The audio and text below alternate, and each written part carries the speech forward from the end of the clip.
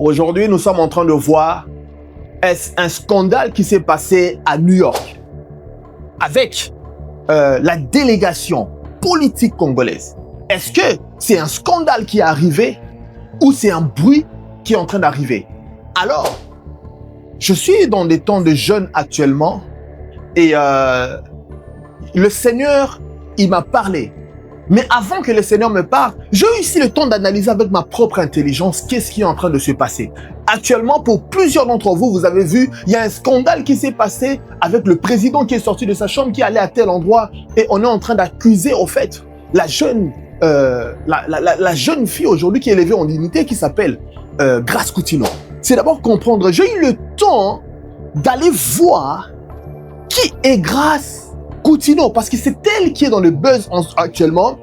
En mode d'internet, on appelle ça, c'est elle qui est dans le trend. Alors j'étais allé voir son CV. Je me suis dit, en fait, je vais aller voir c'est quoi, de quoi est constitué son CV. C'est quoi ses accomplissements? Un, c'est quoi son éducation? Parce que quand on regarde un CV, on va voir l'éducation de la personne. Ça veut dire que quelles sont les études que la personne a faites. Et la deuxième chose, c'était de voir quels sont ses accomplissements, c'est quoi son job description, quelles sont les tâches qu'elle a réussi à accomplir humainement. Parce que je suis en Occident, je me suis dit, premièrement, je vais utiliser d'abord ma matière grise. Par la grâce de Dieu, je suis venu ici au Canada, mes parents m'ont envoyé pour étudier et j'ai pris mon diplôme pour analyser, en fait, c'est quoi les accomplissements de Grace Coutinho. Et pendant que j'étais en train de chercher à savoir c'est quoi ses accomplissements, Dieu me dit, l'Éternel me dit, j'aime quand tu finis de consulter son CV, moi je vais te donner son CV spirituel. J'étais calme. Vous savez, vous êtes dans l'agitation. Pourquoi est-ce une telle jeune, ce que les gens disent d'elle, je parle pas, c'est moi qui confirme, qu'elle n'a pas de CV. Mais moi, l'Éternel me dit, j'aime quand tu finis tes recherches, moi je vais te donner son CV spirituel. J'ai dit, ok, Seigneur, c'est bon. Mais je vais d'abord aller chercher. Alors pendant que je faisais mes recherches, je vois que son CV, au fait, n'était pas rempli d'éducation. On avait du mal à confirmer si elle avait fini. Je ne confirme rien, mais je n'ai pas trouvé, en fait, la confirmation de son diplôme. Et ensuite, l'autre chose, c'est les accomplissements professionnels. Vous savez, être pasteur, ce n'est pas la même chose être quelqu'un qui a un poste, au fait, dans un travail séculier. Pourquoi? Parce qu'en tant que pasteur, ça dépend, surtout dans le cas où si ça fait partie de la maison, de la famille, c'est difficile qu'on puisse se demander des comptes. Alors que si tu fais un travail séculier, tu dois rendre des comptes, on doit vérifier ton accountability, on doit vérifier en fait, est-ce que on peut te faire confiance? Et j'avais du mal à trouver là-dessus. Alors j'arrive sur le point où tout le monde est en train de se poser la question, est-ce que ce qui est en train de se passer là-bas aux États-Unis, est-ce que ça prouve qu'elle n'a pas de CV ou c'est simplement du bruit qui veut distraire les gens? Alors, ce que Dieu me dit par rapport à Grace Coutinho, qui est élevée en dignité comme Gédéon. Mais la question, je dis Dieu, mais Gédéon, c'est dans la Bible. Il me dit, j'aime, c'est quoi le CV de Gédéon? Il dit, le seul CV de Gédéon, c'est que quand Dieu vient lui donner une mission, c'était une mission gouvernementale. Il devait défendre le pays. Mais quand Dieu donne le CV gouvernemental à Gédéon, Gédéon dit « Ah, je fais partie de l'une des tribus les plus faibles du pays. » Ça veut dire qu'en fait, lui-même reconnaît qu'il n'a pas de CV. Et pire que ça, son CV insiste qu'il est nul. Et Dieu lui dit « Non, vaillant héros. » Mais comment ça? La Bible que nous lisons, et tout le monde qui est en train de parler sur Internet sur Grace Coutinho, mais il y a un homme dans la Bible, s'il était dans notre temps, on allait lui dire qu'il ne vaut rien, il est nul, et il s'appelle Gédéon. C'est Dieu qui me parle. Il me dit, j'aime, c'est quoi le CV de Gédéon, comment je lui ai parlé? J'ai dit, il n'avait pas de CV. C'est parce que Dieu voulait donner un CV à Gédéon. Mais qui sait si Dieu veut donner un CV à cette fille qui est partie en Occident? Vous savez, son père était en train de lutter un combat, et finalement son père a compris qu'il était en train de lutter un combat qu'on appelle contre les principautés. Ok? Dans l'esprit, vous devez savoir que les esprits méchants qui contrôlent les pays, qui installent des lois, par exemple, il y a des lois avec lesquelles nous ne sommes pas d'accord ici en Occident, je vis en Occident, mais les lois rentrent dans le Parlement et ils acceptent ça. Pourquoi? Parce que les principalités, ok, c'est un niveau des anges, ils sont dans l'invisible, mais ils influencent l'appareil politique d'une nation. Et ils sont venus avant Fachi, ils ont installé des lois qui empêchent même Fachi d'être effective. Vous êtes là, vous dites que Fachi, il ne fait pas un travail, mais vous ne savez pas quelles sont les lois démocratiques qui ont été placées avant lui, qui font en sorte que le pays marche toujours dans la corruption. C'est difficile d'avancer quand les lois sont fluides avec la corruption. C'est facile de juger une personne qui est en dignité, mais il est dans l'incapacité de prendre certaines règles strictes. Pourquoi? Parce que la démocratie lui empêche. La démocratie, c'est simplement la division des trois gouvernements. Il y a le pouvoir législatif, il y a le pouvoir juridique et il y a le pouvoir exécutif. Le président, il n'a que le pouvoir exécutif. Ça veut dire que c'est l'armée, le président peut arrêter quelqu'un, il peut faire ceci, et tout peut défendre le pays contre la guerre externe. Ça, c'est ce que le président peut faire. Mais vous voyez, les juridiques, vous voyez le combat. Un jour, je vous parlerai de Constant Moutamba. La prophétie que j'ai vue en 2024, Constant Moutamba était entouré. En 2024, Dieu me montre, il est entouré. Donc, dans sa voiture, il y avait plusieurs bêtes sauvages qui étaient tout autour, cherchant à les manger. Et dans sa voiture, comme c'était un homme qui ne reculait pas, Constant Moutamba, il fit une prière à Dieu. Il dit, ô Éternel, soutiens-moi dans ce combat. Parce qu'il savait que ce n'était pas la main invisible du diable qui allait le défendre, mais c'était l'Éternel qui allait le défendre. Et tu es intercesseur. Prie pour cet homme. Parce que Dieu est en train de travailler avec la jeunesse. Vous comprenez? Le combat que Moutamba a, aujourd'hui, on a une autre jeune qui rentre dans un combat et elle s'appelle Grace Coutinho. Tu cherches son CV, mais je t'invite aussi à aller chercher le CV de Gédéon. Va chercher son CV. Est-ce que vous voyez? Et ensuite, ce qu'il faut comprendre, pendant que Dieu était en train de me parler, il me dit, j'aime. C'est une opportunité qu'elle a. Grace Coutinho. Grace Coutinho, tu as une opportunité. Et cette opportunité, c'est que ta voix, ok, donc par ta prière, va pouvoir faire en sorte que les lois qui sont dans l'appareil, parce que maintenant tu fais partie de l'appareil politique congolaise. Ça veut dire que ta voix en plein milieu de cet appareil peut changer les lois. Joseph a pu changer des lois. Daniel a pu faire des prières pour changer des lois, alors qu'on voulait le tuer. Mais à un moment donné, le roi dit non. Il n'y a point de Dieu comme le Dieu de Daniel. Pourquoi? Parce que la prière de Daniel, dans l'appareil politique de là où il était, à Babylone, a pu changer les choses. Et voilà pourquoi est-ce que même Dieu a commencé à lui révéler comment est-ce que plusieurs gouvernements vont se succéder. Donc ici, Dieu est en train de dire, ça c'est un message pour Grace Coutinho. La voix a eu de l'influence. Ta prière a de l'influence.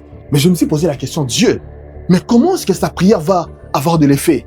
Nous sommes là, nos diplômes sont en train de pourrir, on fait des prières. Bon, pas que c'est en train de pourrir, c'est en train de travailler sur l'Occident de manière très effective.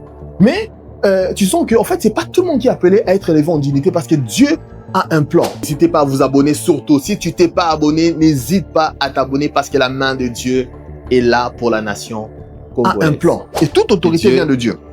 C'est pas mon sujet d'aujourd'hui, mais j'ai posé la question, pourquoi est-ce que sa voix aura un poids, sa prière aura un poids dans cet appareil?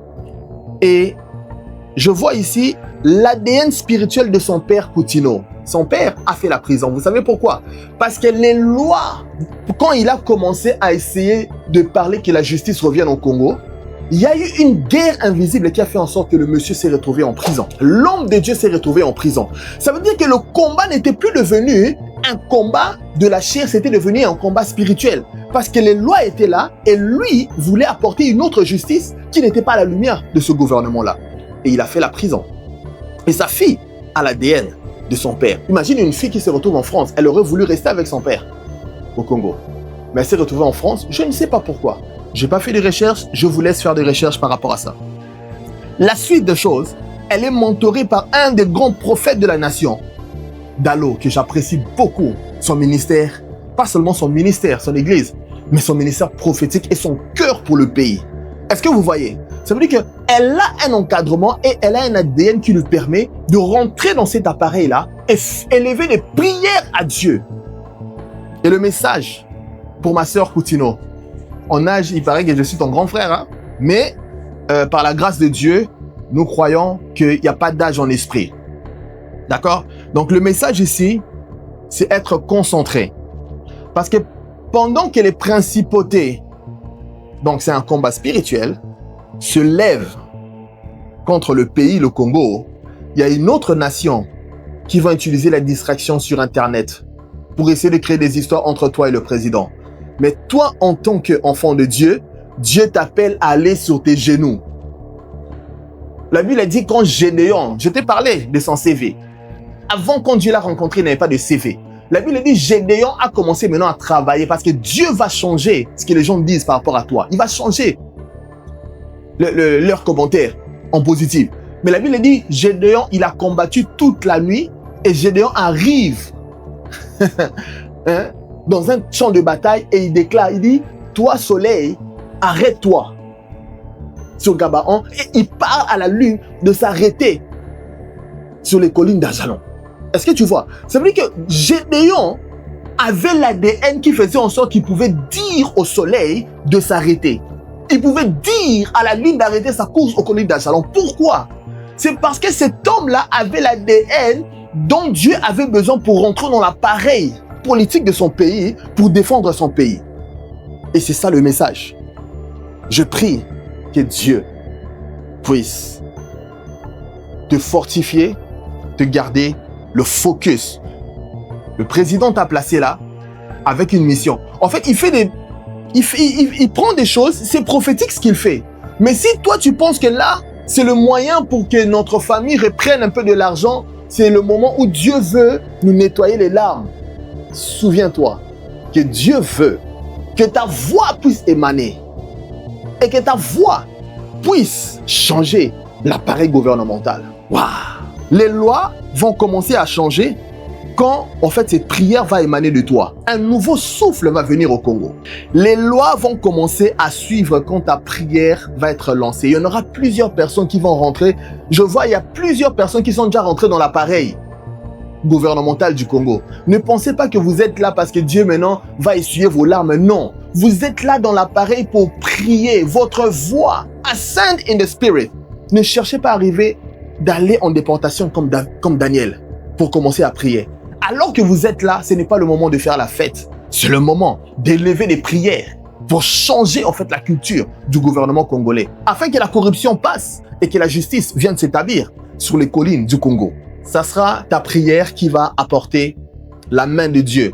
Mais c'est la prière de tous les Congolais. Alors que nous sommes à l'extérieur du pays, c'est la prière de tous les Congolais de voir la main de Dieu. Donc j'invite les intercesseurs à soutenir cette jeune fille. Soutenez-la dans la prière. C'était très difficile pour moi. Mais quand je suis rentré en esprit, parce que la Bible dit, vous êtes sur la terre, mais vous n'êtes pas de la terre. C'est ce que la Bible est en train de dire. La Bible parle de toi qui es chrétien, toi qui crois en Jésus-Christ comme Seigneur et Sauveur. Le dernier message, en immobilier, quand tu veux acheter un bien qui prend de la valeur, il y a un mot. Tu dois considérer la localisation. Premier conseil. Deuxième conseil, la localisation. Troisième conseil, la localisation. Le plus ton bien immobilier se trouve dans un bon coin, ça prend de la valeur. Mais en tant que chrétien, j'invite notre sœur Grace Coutinho. C'est la même chose. Prie, prie et prie.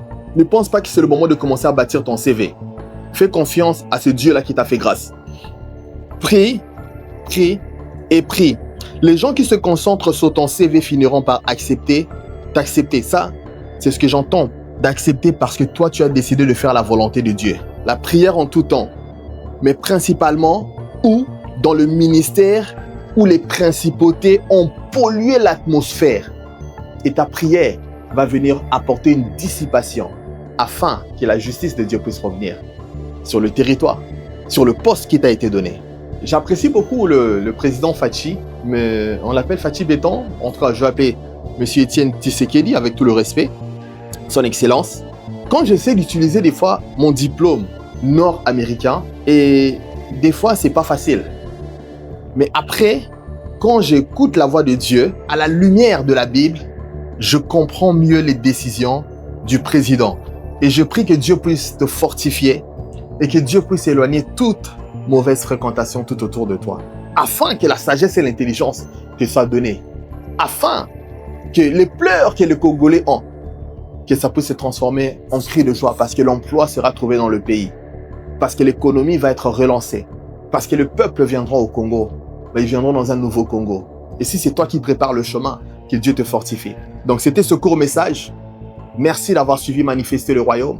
Et ça, c'est un message prophétique pour la nation. Et La Bible dit que celui qui a des oreilles pour entendre, entende. Et si toi, tu ne veux pas écouter la voix de Dieu, it's up to you. Que Dieu vous bénisse. Et à très bientôt. Donc, n'hésitez pas à nous laisser votre message dans les commentaires. Si vous avez aimé, encouragez cette chaîne. Donc, n'hésitez pas à vous abonner. Surtout, si tu t'es pas abonné, n'hésite pas à t'abonner parce que la main de Dieu est là pour la nation congolaise. Que Dieu te bénisse et à très bientôt. C'est votre frère